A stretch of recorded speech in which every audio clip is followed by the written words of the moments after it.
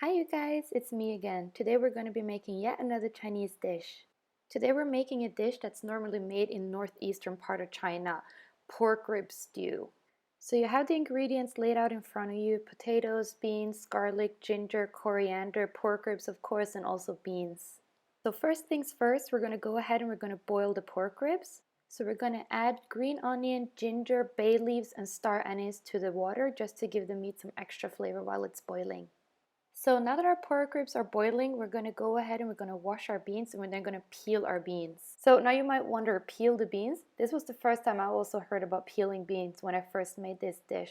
But pretty much what you're going to do is that you're going to break off the edges of the beans, and then you're going to break them in half, and you're going to try and get all those loose strings off the beans.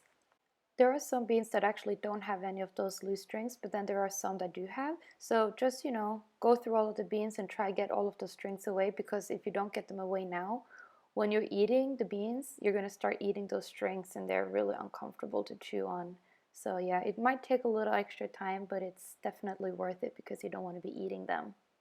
You're now going to go ahead and you're going to heat your pan, and then you're going to add your beans into your pan. You don't need to add oil or anything. You're just going to give it a nice stir and get the water off the beans, kind of dry them off in the pan, and then you can take them out again.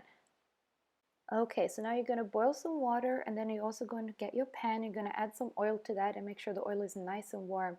You're then going to go ahead, add some Sichuan peppercorns and some green onion. Give that a nice stir, and then take the peppercorns out again. And don't use your finger like I just tried to do, because that was actually very hot. Then you can go ahead and you can add your pork ribs to the oil. We're then going to go ahead, add some cooking wine and some soy sauce. After adding the cooking wine and the soy sauce, we're just going to go ahead and we're going to give the meat a nice little stir. And yeah, don't get as excited as I got when I was stirring my pork ribs. Anyways, now that you've given your pork ribs a nice stir, we're going to go ahead and we're going to add the beans and the boiling water to our pork ribs, and then we're going to give that a good mix before we add our spices. So for this dish, I normally add dry chili, star anise, bay leaves, and a little bit of a cinnamon stick, and I give that a nice mix just to get the spices into the sauce.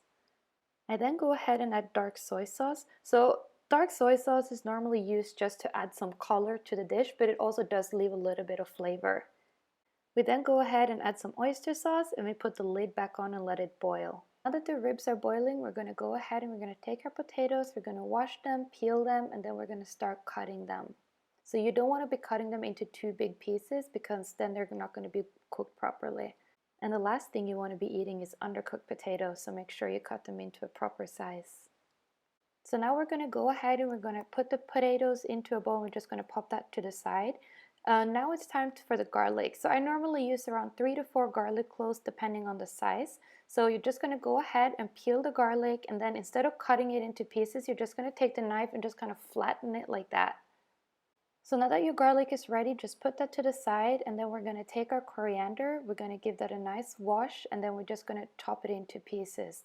Now that you're done with your garlic and your coriander, you're just going to pop that to the side, because those two spices are actually the last things that we're going to be adding to our dish. Okay, so now we're going to go ahead and we're going to check our dish again.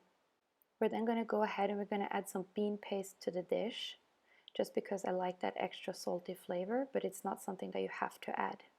Now we're going to give that a nice mix and make sure that nothing sticks to the bottom. So by now your beans should be looking like they do in the video. They should be more or less done. So now you can go ahead and add your potatoes to the pots. And then go ahead and mix the potatoes into the soup so that they get cooked properly as well. Now we're going to go ahead and we're going to add some salt to this dish. So I normally add about 2 teaspoons, but it depends on how salty you like it and how much flavor you want in your dish, of course. But just while you're cooking, take a tablespoon and taste the soup just to make sure that the flavor is what you want it to be. You don't want it to be too salty either. So now you can see the potatoes have been cooked properly. We're going to go ahead and we're going to add the coriander and the garlic to our pot. We're then going to go ahead and add some chicken powder, and then we're going to give that a nice mix just to get that flavor from the coriander and the garlic into the dish.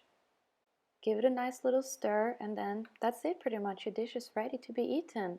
So this dish is very typical to eat in northern part of China, and you have to serve it, of course, with rice. Enjoy!